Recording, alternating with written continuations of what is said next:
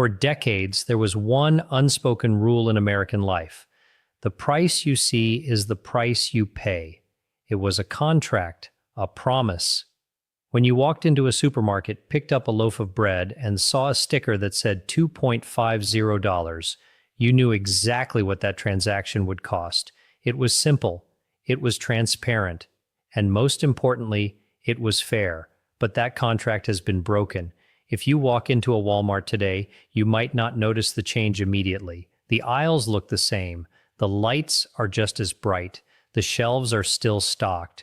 But if you look closer, past the shiny packaging and the familiar logos, you will see the infrastructure of a new reality being built right under your feet. Paper tags are disappearing, glass cases are locking up everyday items, and behind the scenes, a massive digital engine is waking up. By the end of 2026, Walmart plans to complete the rollout of electronic shelf labels, or ESLs, in nearly all of its 4,500 stores across the United States. To the average shopper, this might seem like a minor convenience, a way to save paper or perhaps a way to keep prices accurate. But to those of us who study systems, who prepare for disruptions, and who understand how power works, this is not a convenience. It is a fundamental shift in the balance of power between the retailer and the consumer. This isn't just about saving a few cents on laundry detergent. This is about the transition from brick-and-mortar retail to software-driven retail. It is about the end of static pricing and the beginning of dynamic, algorithmic pricing. It is about a world where the price of survival essentials, food, water, medicine, can change not just by the day, but by the minute, based on data they have collected on you. In this video, we are going to pull back the curtain on what is really happening inside these stores. We will explore why your groceries are being locked behind glass, how electronic labels enable surveillance pricing, and most importantly, what this means for your emergency preparedness. Because when the system becomes opaque, the only way to survive is to take control. Welcome to the new era of retail, and welcome to the need for a new kind of preparedness. Let's start with what you can physically see.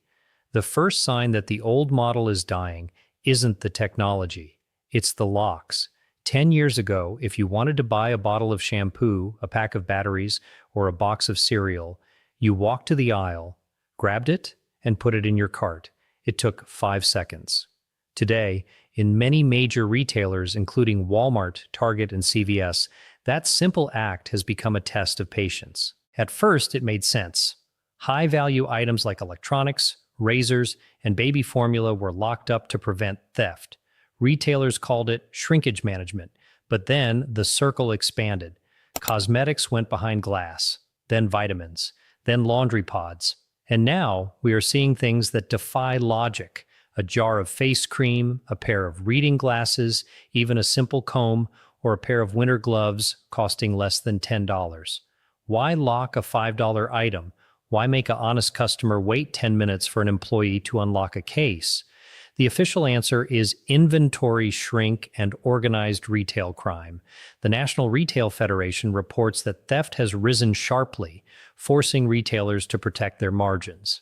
And while that is true, it doesn't tell the whole story. From a prepper's perspective, this is a critical signal. It signals a breakdown in social trust and a shift in operational priority. When a store prioritizes asset protection over customer convenience, it tells you that the system is under stress. The friction you feel, the waiting, the searching for an employee, the frustration, is not an accident. It is a feature of a system that no longer trusts its customers. But here is the deeper issue. This friction is unevenly distributed. The thieves? They often find ways around the locks, or they target other stores. The people paying the price are the honest shoppers, the elderly who struggle to wait, the parents with crying children who don't have time to hunt for an associate, the preppers who are trying to efficiently stock up on essentials before a storm. This loss of convenience is the canary in the coal mine. If buying a simple item has become difficult, imagine what happens when the system faces a real crisis. Imagine a hurricane warning, a pandemic surge, or a supply chain disruption. In those moments, speed and access are survival. If you have to wait for a key to buy water, you are already behind. The locked cabinet is a symbol. It represents a retail environment that is becoming hostile to the individual. And as we move further into this digital transformation, that hostility is moving from the physical world into the digital one. Now let's talk about the technology that is replacing the paper tag, the electronic shelf label, or ESL. Walmart has announced that it will roll out these digital tags across its entire network. On the surface, this sounds efficient. No more printing thousands of paper tags. No more sending employees to walk every aisle to update prices. A price change that used to take days can now happen in seconds from a central control room. Walmart says this reduces errors and saves millions of labor hours. From a business standpoint, this is undeniable. It is optimization. But from a consumer standpoint, it removes the last physical barrier to price manipulation. In the past, changing a price had a cost. You had to print the tag. You had to distribute it. You had to labor to replace it. This physical friction acted as a natural brake on how often prices could change. Retailers couldn't raise the price of milk by 10 cents every hour because it wasn't worth the effort. The price was stable. It was predictable. With ESLs, that friction disappears. The cost of changing a price dropped to near zero. And when the cost of change is zero, the frequency of change becomes infinite. This opens the door to dynamic pricing. You are likely familiar with dynamic pricing from Uber or airlines. When it rains or when it's rush hour, the price of a ride goes up. When a holiday approaches, plane tickets get more expensive. We accept this because we view travel as a luxury or a service. But what happens when dynamic pricing is applied to essentials? Imagine walking into a store during a heat wave. The demand for bottled water spikes. In the old system, the price might stay the same until the next weekly ad.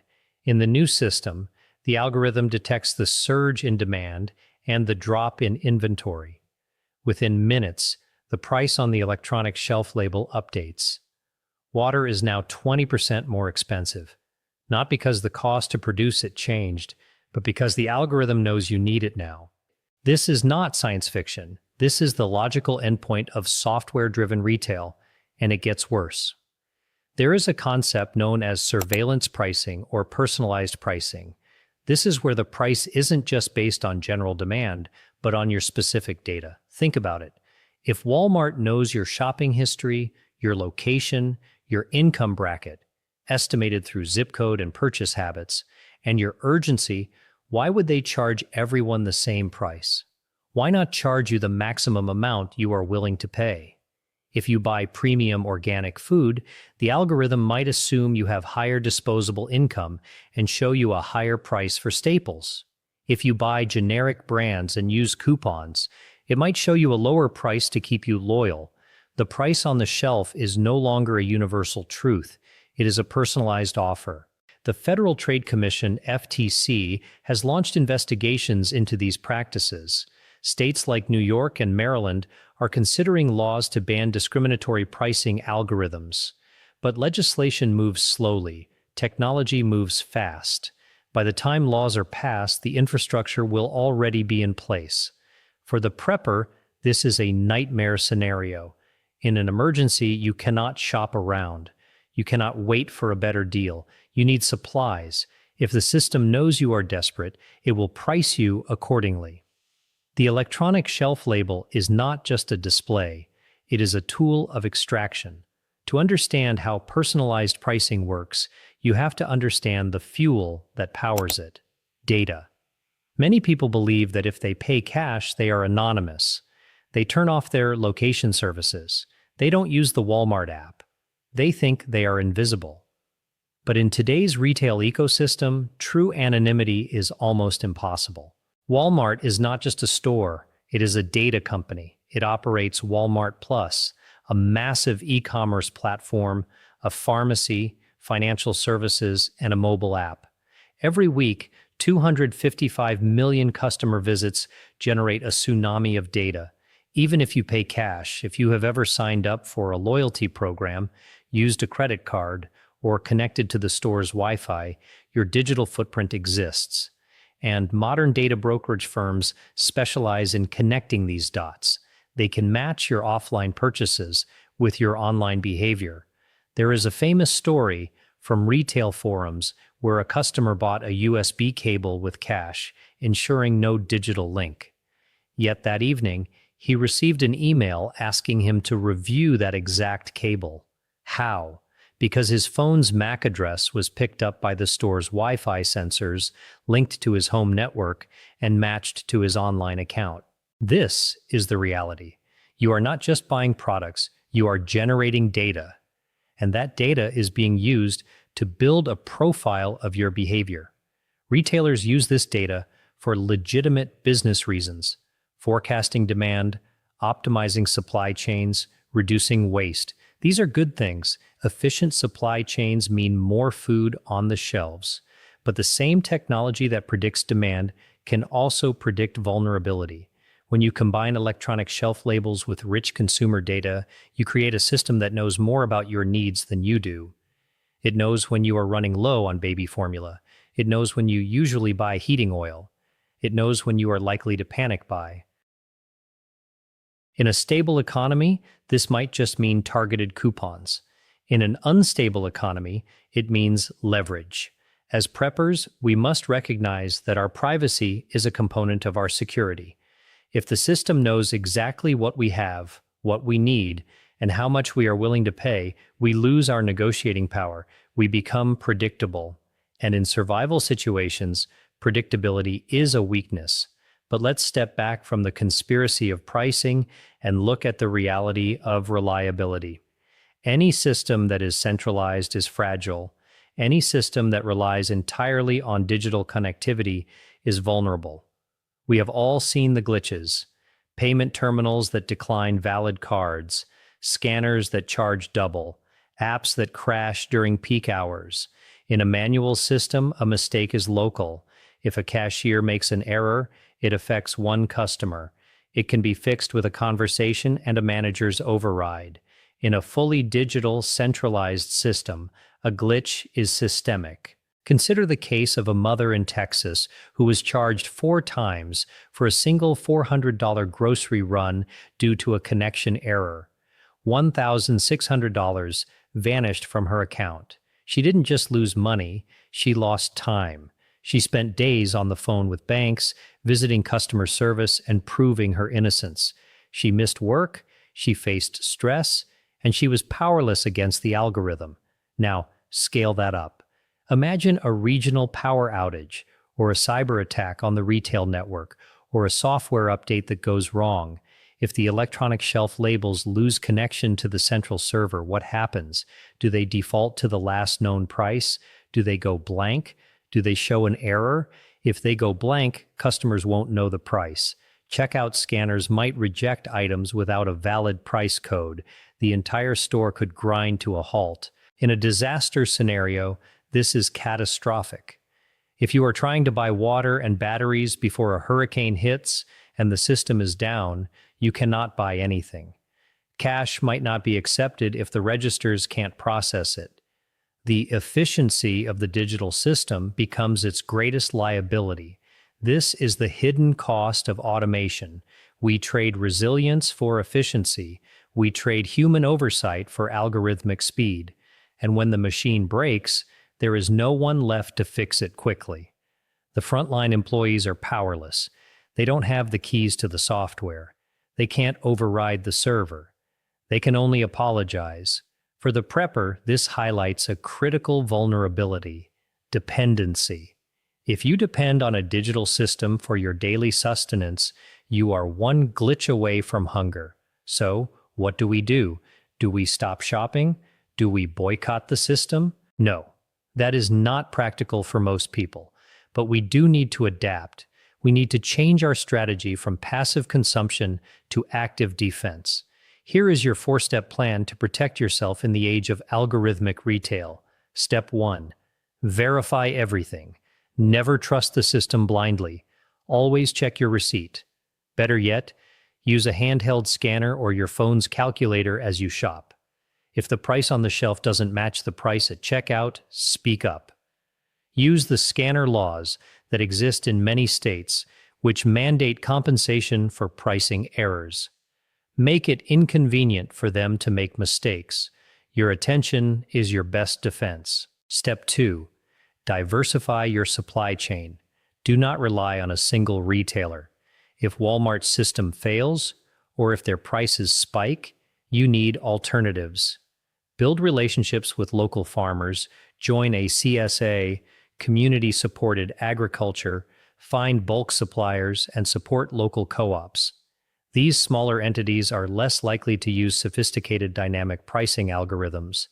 They are more human, more transparent, and more resilient. Step 3. Go analog where possible. Reduce your digital footprint. Use cash for small purchases. Avoid loyalty apps if you don't need them. Turn off location services when you aren't using navigation. The less data they have on you, the less they can personalize your price. Keep a portion of your emergency fund in physical cash. In a system outage, cash is king. Step 4. Build your own pantry. This is the ultimate solution. The best way to avoid dynamic pricing is to not need to buy the item at all. Stock up on essentials when prices are low. Rotate your food storage.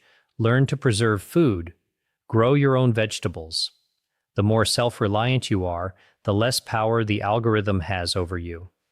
Your pantry is your shield against inflation, manipulation, and system failure. This shift in retail is not just about Walmart. It is a reflection of a broader trend in our society. We are moving from a culture of trust to a culture of verification, from community to algorithm, from transparency to opacity. Walmart is simply the largest player in the game, but Target, Amazon, Kroger, and Costco are all moving in the same direction. They are building walled gardens of data, locking us into their ecosystems with membership programs and personalized deals. But there is a counter movement. It is the movement of preparedness, of self-reliance, of community. When the system becomes too complex, too opaque, and too fragile, people naturally turn back to basics. We turn to our neighbors. We turn to local networks. We turn to skills that cannot be digitized. The electronic shelf label is a symbol of a world that is trying to optimize humanity out of the equation. But humanity is messy, it is unpredictable, and it is resilient. Your job as a prepper is not to fear the technology, it is to understand it, to see it for what it is, a tool that can be used for efficiency, but also for control, and then to build a life that is not dependent on that control. The next time you walk into a supermarket, look at the price tags, look at the locks, look at the cameras. Remember that you are not just a customer, you are a data point. You are a variable in an algorithm, but you are also a human being with the power to choose to verify, choose to diversify, choose to prepare. Don't let the system decide your worth. Take control of your resources, your data, and your future. If this video opened your eyes to what's happening in retail, please hit the like button. It helps the algorithm find other people who need to know this information. Subscribe for more deep dives into survival, preparedness, and taking control of your life. And I want to hear from you. Have you noticed price changes or locked items in your local store? Have you ever been affected by a pricing glitch? Share your stories in the comments below. Let's build a community of aware, prepared individuals. Stay safe, stay ready, and I'll see you in the next video.